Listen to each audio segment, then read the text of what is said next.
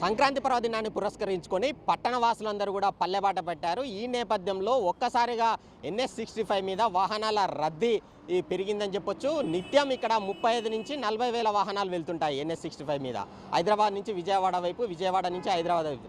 అయితే ఈ వాహనాల సంఖ్య మాత్రం పెద్ద సంఖ్యలో 50,000 పైగా పెరిగిందని చెప్పేసి కూడా అధికారులు అంచనా వేస్తున్నారు. ఈ సంఖ్య మరింత కూడా పెరిగే అవకాశం ఉన్నట్లు కూడా తెలుస్తుంది.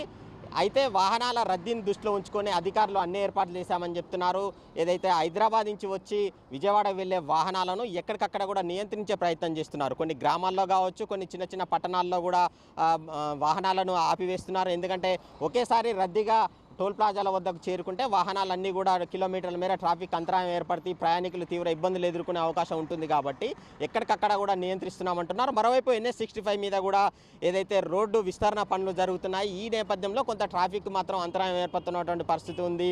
అయితే ఎప్పటికప్పుడు కూడా పోలీసులు ఇటు NHA అధికారులు జాగ్రత్తలు తీసుకుంటున్నామని చెప్పేసి కూడా చెప్తున్నటువంటి పరిస్థితి ఉంది. టోల్ ప్లాజాల వద్ద కొన్ని సెన్సార్ సమస్యలు అయితే ఉత్పన్నమవుతున్నాయి. ఈ సెన్సార్ సమస్యలు వస్తున్నాయని చెప్పేసి కూడా పోలీసులతో పాటు NHA అధికారులు కూడా అంగీకరిస్తున్నటువంటి పరిస్థితి అయితే ఉంది.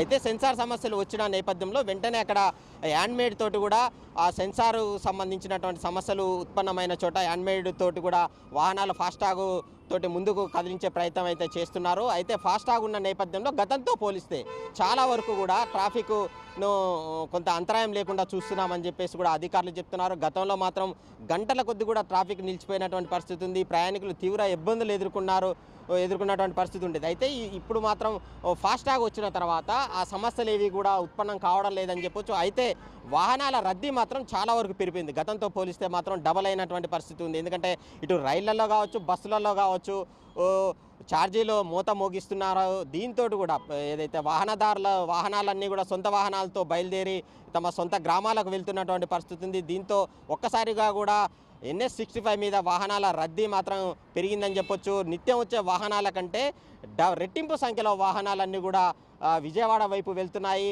పంతంగి టోల్ ప్లాజా వద్ద ఉన్నటువంటి 16 టోల్ బూతుల్లో 12 వరకు విజయవాడ వైపు వెళ్ళే వాహనాల కోసం తెరిచారంటే రద్దీ ఏ విధంగా ఉందో అర్థం చేసుకోవచ్చు. కేవలం 4 మాత్రమే హైదరాబాద్ వెళ్ళే వాహనాల కోసం తెరిచినటువంటి పరిస్థితి ఉంది. అయితే వాహనాల రద్దీ పెరిగితే మాత్రం ఈ టోల్ ప్లాజాలను మరో 2 కూడా తెరుస్తామని చెప్పేసి కూడా అధికారులు అయితే చెప్తున్నటువంటి పరిస్థితి అయితే ఉంది.